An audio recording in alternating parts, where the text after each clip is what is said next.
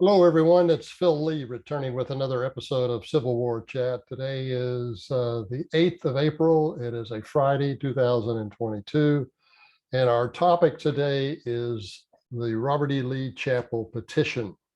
But before we get into that, we ask that you join us in our fight to defeat the cultural genocide that the political left is trying to sweep across the South. We don't ask you for donations, but suggest that you buy our books. Learn the facts that you can rarely learn elsewhere. Use those facts and join us in that fight. Buy our books, read them, and give them 5-star ratings at Amazon if you like it. And today's example is Causes of the Civil War. Everybody's going to tell you it was all about slavery, and no doubt that played a role, but nobody looks at this from the point of view of why the North chose to fight. They don't do that. I look at both sides, and what you'll find here is that some of the reasons the North chose to fight are not so flattering.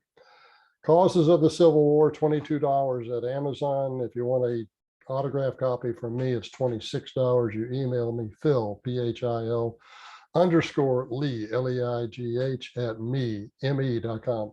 And if you want to buy them, keep in mind that there's a lot of inflation going on here. I don't have any plans to increase the prices, but I can't control what the publisher's going to do. All right, so let's go ahead and get started here on my analysis of Lee Chapel. This summer, Washington and Lee University will wall off a statue of a recumbent Robert E. Lee after his death, which is located in the University Chapel of Washington and Lee, traditionally known as the Lee Chapel. After almost 140 years, it will no longer be visible from the chapel pews. Only people allowed to climb a stairway from the basement into the windowless room where that statue will be able to see it. Earlier this week, the Generals Redoubt alumni group started a petition to discontinue the work on the wall off of the statue. I'm going to put a link to the petition below, so click on it if you'd like. The chapel itself is the brainchild of Robert E. Lee, who was president of the school, then known as Washington College, from shortly after the end of the Civil War in 1865 until his death in 1870. Lee requested funding for the chapel in his first report of the president to the trustees in June of 1866. The building was dedicated 2 years later, on June 14, 1868. Later that same afternoon, the school began a tradition of holding the commencement exercises inside the chapel. With the start of the September term, the new chapel was used for daily religious services and as an auditorium. To the surprise of many, Lee did not make chapel attendance compulsory for the students, although he normally attended morning services himself, customarily sitting in the second pew on the near the north wall. That would be the left side as you're facing the podium. In declining to require student attendance, Lee revealed his belief in the necessity of leading by examples and not dictates.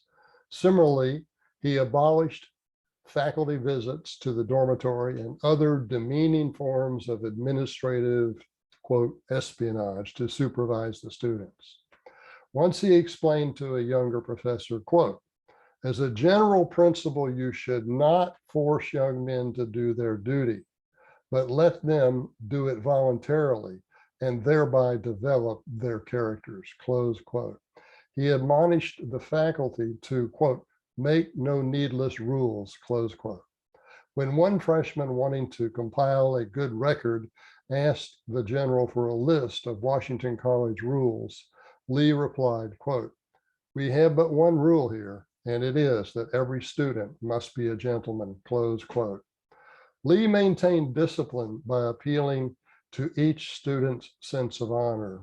If any breach of discipline occurred, he expected the students involved to report to him.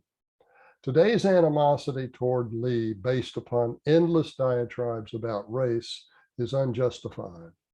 Before the Civil War, Lee wrote his wife that he believed slavery to be, quote, a greater evil to the white man than to the black race, close quote.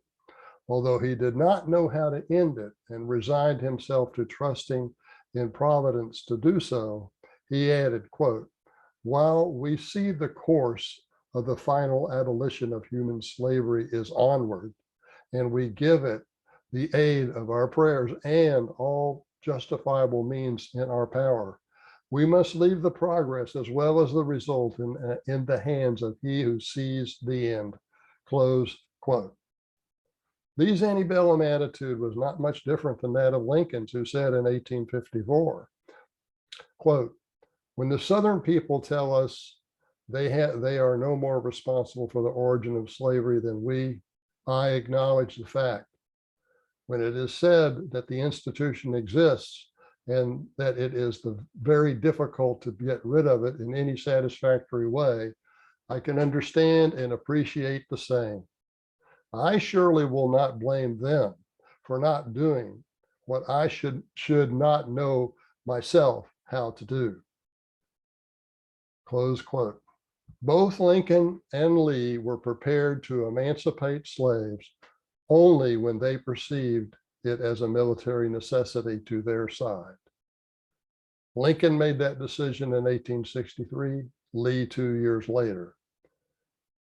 But when Lee made the decision, he advised that it be implemented without delay.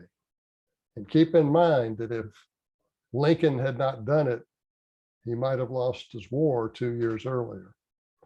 Okay, so that's our message for today. Again, Causes of the Civil War by Philip Lee at Amazon. If you like it, give us a 5-star rating. Okay. Again, that's our show for today, and thanks for watching.